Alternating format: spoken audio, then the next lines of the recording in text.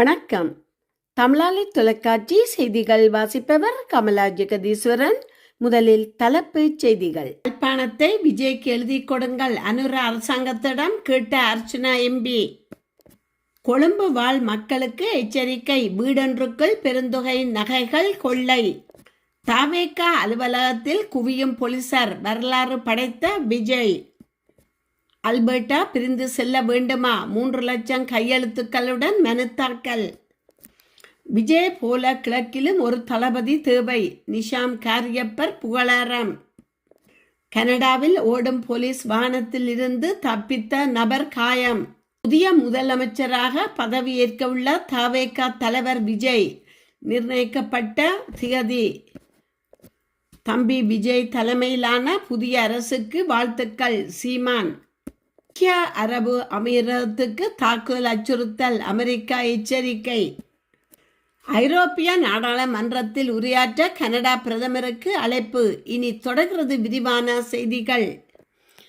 தமிழக வெற்றி கழகத்தின் தலைவர் விஜய் கேட்டது போல கச்சதீவை மட்டுமல்ல யாழ்ப்பாணத்தையும் சேர்த்து தமிழ்நாட்டிடம் இந்த அரசாங்கம் கொடுக்க வேண்டும் என்று யாழ் மாவட்ட நாடாளுமன்ற உறுப்பினர் ராமநாதன் அர்ச்சனா தெரிவித்துள்ளார். தற்போது நடைபெற்று வரும் நாடாளுமன்ற அமர்வில் உரையாற்றும் போது அவர் மேற்கண்டவாறு குறிப்பிட்டுள்ளார்.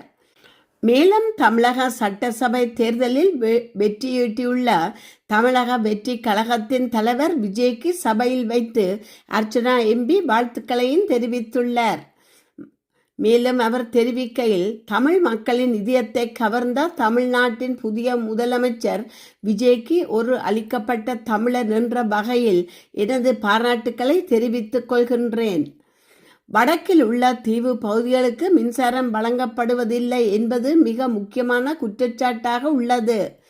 குறிப்பாக நெடுந்தீவு பகுதியில் உள்ள குடும்பங்களில் பாதிக்கு பாதி மக்களுக்கு மின்சாரம் இல்லை. ஒரு வாரத்தில் கிட்டத்தட்ட 5 நாட்கள் மின்சாரம் தடைப்படுகின்றது.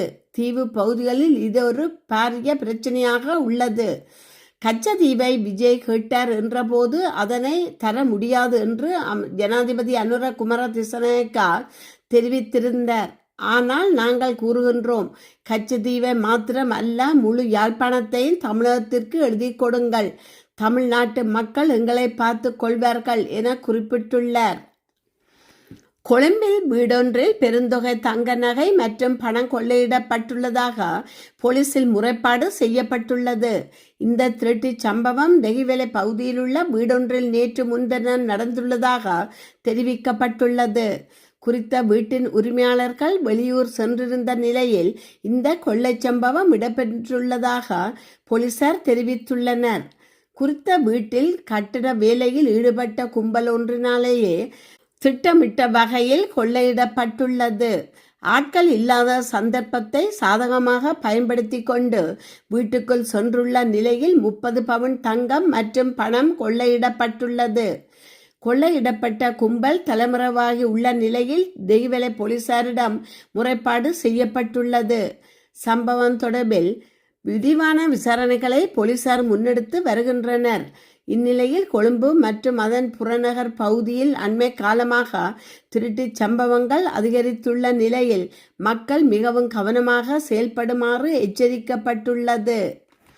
தமிழக தேர்தலில் தமிழக வெற்றி கழகத்தின் தலைவர் விஜய் வெற்றி பெற்றதற்கு நாடாளுமன்ற உறுப்பினர் நாமல் ராஜபக்ஷ வாழ்த்து தெரிவித்துள்ளார்.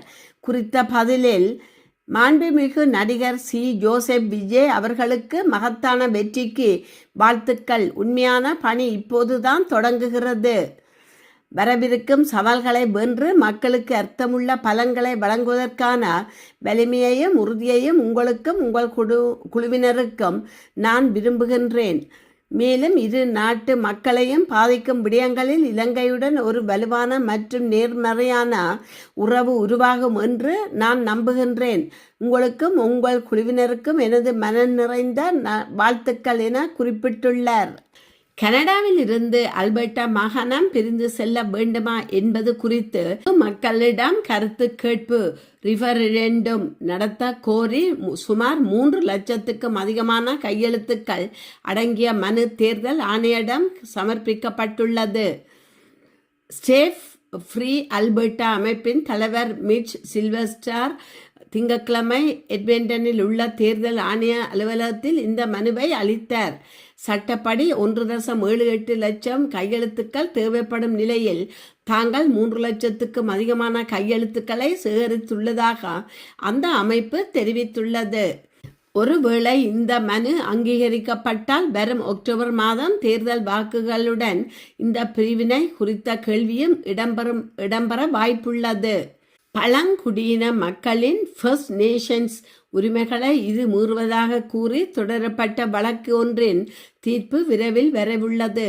முன்னாள் துணை பிரதமர் தாமஸ் லூகாஸ் தலைமையிலான ஃபாரெவர் கனடியன் என்ற குழு அல்பர்டா கனடாவுடனேயே இருக்க வேண்டும் என்று வலியுறுத்தி ஏற்கனவே 4.56 லட்சம் கையெழுத்துக்களை சமர்ப்பித்துள்ளது. வாக்காளர்களின் தனிப்பட்ட விவரங்கள் சட்டவிரோதமாக பயன்படுத்தப்பட்டதாக எழுந்துள்ள புகாரை தொடர்ந்து இந்த மனுவில் உள்ள கையெழுத்துக்களை மிகவும் தீவிரமாக சரிபார்க்க போவதாக தேர்தல் ஆணையம் அறிவித்துள்ளது. கையெழுத்துக்களின் உண்மைத்தன்மை உறுதி செய்யப்பட்ட பிறகு இந்த மனு மாகாண சட்டசபையின் பரிசீலனைக்கு எடுத்துக்கொள்ளப்படும். இதன் மூலம் கனடா அரசியலில் ஒரு பெரும் பரபரப்பை ஏற்படுத்தியுள்ளது. விஜய் போல கிழக்கிலும் ஒரு தளபதி தேவை என நாடாளுமன்ற உறுப்பினர் நிஷாம் காரியப்பர் தெரிவித்துள்ளார். தமிழக வெற்றி கழகத்தின் தலைவர் விஜய்க்கு நாடாளுமன்ற உறுப்பினர் நிஷாம் காரியப்பர் இன்று நாடாளுமன்றத்தில் தனது வாழ்த்துக்களை தெரிவித்த போதே இதனை குறிப்பிட்டுள்ளார். தொடர்ந்து உரையாற்றிய அவர், தமிழ் மக்களுக்கு இன்று ஒரு முக்கியமான நாள், ஏனெனில் தமிழ்நாட்டிலும் இன்று பாரிய மாற்றம் ஏற்பட்டுள்ளது. இவ்வாறு குறிப்பிட்ட அவர், எல்லா புகழும் இறைவன் ஒருவனுக்கே, நீ நதி போல ஓடிக்கொண்டிரு என்ற பாடலை பாடினார். மேலும் தமிழ்நாட்டு மக்கள் இளைய தளபதி விஜயை தங்கள் உள்ளத்தில் ஏற்றுக்கொண்டு முதலமைச்சராக நியமித்துள்ளார்கள் என்று அவர் சுட்டிக்காட்டினார். அத்துடன் இன மத பேதங்களுக்கு அப்பால் கிழக்கு மாகாணங்களிலும் ஒரு தமிழ் மகன் விஜய் போன்ற ஒரு தளபதி முதலமைச்சராக வரக்கூடிய சந்தர்ப்பத்தை இந்த அரசாங்கம் வழங்கவில்லை என்றும் அவர் தெரிவித்துள்ளார். கனடாவின் எல்ஜின் கவுண்டி பகுதியில் காவல்துறையின் காவலில் இருந்த நபர் ஒருவர் ஓடும் வாகனத்தில் இருந்து தப்பித்து பின்னர் காயமடைந்த சம்பவம் குறித்த மாகாணத்தின் சிறப்பு புலனாய்வு பிரிவு SIU விசாரணையை தொடங்கியுள்ளது. சனிக்கிழமை மதியம் சுமார் 12:15 மணியளவில் எல்ஜின் கவுண்டி OPP மற்றும் செயின்ட் தாமஸ் போலீஸ் அதிகாரிகள் இணைந்து ஒரு நபரை வாகனத்தில் அழைத்து சென்றபோது இச்சம்பவம் நிகழ்ந்துள்ளது. வெலிங்டன் சாலை மற்றும் டால்போர்ட் சாலை சந்திப்பு பகுதியில் வாகனம் ஒன்று சென்று கொண்டிருந்த போது அந்த நபர் எதிர்பாராத விதமாக ஓடும் வாகனத்திலிருந்து குதித்து தப்பி ஓடியுள்ளார். இதனைத் தொடர்ந்து அந்த நபரை பிடிக்க மோப்ப நாய்கள், ஹெலிகாப்டர் மற்றும் அவசரகால பதிலடி குழுக்கள் உள்ளிட்ட பல பிரிவினர் ஈடுபடுத்தப்பட்டு தீவிர தேடுதல் வேட்டை நடத்தப்பட்டுள்ளது. அந்த பகுதியில் பொதுமக்கள் நடமாடுவதை தவிர்க்குமாறு எச்சரித்த காவல்துறையினர் வாகன ஓட்டிகள் இவரையும் ஏற்றிச் செல்ல வேண்டாம் என்று அறிவுறுத்தினர். நீண்ட தேடுதலுக்கு பிறகு செயின்ட் தாமஸ் பகுதியில் உள்ள மேஜர் லைன் அருகே அந்த நபர் மீண்டும் பிடிபட்டார். எனினும் அவர் காயமடைந்திருந்ததால் உடனடியாக மருத்துவமனைக்கு கொண்டு செல்லப்பட்டார். காவல்துறையினரின் விசாரணையின் போது ஒருவருக்கு காயம் ஏற்பட்டால் அது குறித்து SIU விசாரணை நடத்தப்படுவது கட்டாயம் என்பதால் இந்த விசாரணை தற்போது அவர்களின் வசம் ஒப்படைக்கப்பட்டுள்ளது. இதன் காரணமாக மேலதிக தகவல்களை வழங்க காவல்துறை மறுத்துவிட்டது. தமிழக வெற்றி கழகத்தின் தலைவர் விஜய் முதலமைச்சராக பதவியேற்பது குறித்து இந்திய ஊடகங்கள் செய்தி வெளியிட்டுள்ளன. இதன் அடிப்படையில் எதிர்வரும் 7ஆம் தேதி அவர் முதலமைச்சராக பதவி ஏற்க உள்ளார். சென்னை நேரு உள் விளையாட்டு அரங்கில் இந்த பதவியேற்பு விழா முன்னெடுக்கப்பட உள்ளதாக தெரிவிக்கப்படுகின்றது. தமிழகத்தின் 234 தொகுதிகளுக்கும் நடைபெற்ற பொது தேர்தலில் திராவிட கட்சிகளின் பலத்த போட்டிகளை தாண்டி விஜய் தலைமையிலான தவேக 108 இடங்களை வென்று தனிப்பெரும் கட்சியாக உருவெடுத்தது. சுமார் 35% வாக்குகள் விழுக்காட்டை பெற்றுள்ள தவேக தமிழக அரசியலில் அரை நூற்றாண்டு காலமாக நீடித்த இருதுருவ அரசியலுக்கு முற்றுப்புள்ளி வைத்துள்ளது. தொடர்ந்து விஜய்க்கு பல்வேறு அரசியல் தலைவர்களும் திரை பிரபலங்களும் இலங்கை வாழ் மக்கள் மற்றும் அரசியல் தலைமைகள் உட்பட அனைவரும் தங்கள் வாழ்த்துக்களை தெரிவித்து வருகின்றமை குறிப்பிடத்தக்கது. விஜய் தலைமையிலான தமிழக வெற்றி கழகத்திற்கு நாம் தமிழர் கட்சி ஒருங்கிணைப்பாளர் சீமான் வாழ்த்துக்களை தெரிவித்துள்ளார். அவர் வெளியிட்டுள்ள வாழ்த்து செய்தியில் குறிப்பிட்டுள்ளதாவது: தம்பி விஜய் தலைமையிலான தமிழக வெற்றி கழக புதிய அரசுக்கு எனது வாழ்த்துக்கள். தமிழ்நாடு எனும் தாய்நிலத்தின் நலன் உயர்வுக்காக தொடர்ச்சியாக களப்பணியாற்றுவோம். மண் மக்களுக்கான ஆக்கப்பூர்வ மாற்று அரசியலை பொறுப்புள்ள எதிர்கட்சியாய் செயலாற்றுவோம் என சீமான் விஜய்க்கு வாழ்த்துக்களை தெரிவித்துள்ளார். விஜய் தலைமையிலான தமிழக வெற்றி கழகம் சட்டமன்ற தேர்தலில் 233 தொகுதிகளில் 108 தொகுதிகளை பெற்று ஆட்சி அமைக்க உள்ளது. எதிர்வரும் மே மாதம் 7ஆம் தேதி விஜய் தமிழக முதலமைச்சராக பதவியேற்க திட்டமிட்டுள்ளார். இதேவேளை கடந்த 2024 நாடாளுமன்ற தேர்தலில் 37 லட்சம் வாக்குகளுடன் 8.19% பெற்று மாநில கட்சி அங்கீகாரம் பெற்ற நாம் தமிழர் கட்சி இந்த தேர்தலில் 1,972,537 வாக்குகளுடன் 4% பெற்று முதல் முறையாக வாக்கு வங்கியில் சரிவை சந்தித்துள்ளது. ஐக்கிய அரபு அமீரகத்தில் வான்வழி தாக்குதல்கள் நடத்தப்படலாம் என்ற அச்சுறுத்தல் நிலவுவதால் அங்குள்ள அமெரிக்கா குடிமக்களை மிகுந்த விழிப்புடன் இருக்குமாறு அமெரிக்கா தூதரகம் அவசர எச்சரிக்கை விடுத்துள்ளது. நேற்றைய தினம் ஈரான் ஏவிய ஏவுகணைகள் மற்றும் ட்ரோன்கள் மூலம் ஐக்கிய அரபு அமீரகம் இலக்கு வைக்கப்பட்டுள்ளதாக அமீரக பாதுகாப்பு அமைச்சு உறுதிப்படுத்தியுள்ளது. அமீரகத்துக்கான பயண ஆலோசனையை அமெரிக்கா நிலை 3இல் வைத்துள்ளது. அதாவது குடிமக்கள் அங்கு பயணம் செய்ததை மறுபரிசீலனை செய்யுமாறு கோரப்பட்டுள்ளது. தூதரகம் மற்றும் தூதரக அலுவலகங்கள் தொடர்ந்து இயங்கினாலும் அவசர தேவை இல்லாத அரசு பணியாளர்கள் மற்றும் அவர்களின் குடும்பத்தினர்கள் ஐக்கிய அரபு அமீரகத்தை விட்டு வெளியேற்றப்பட்டுள்ளனர்.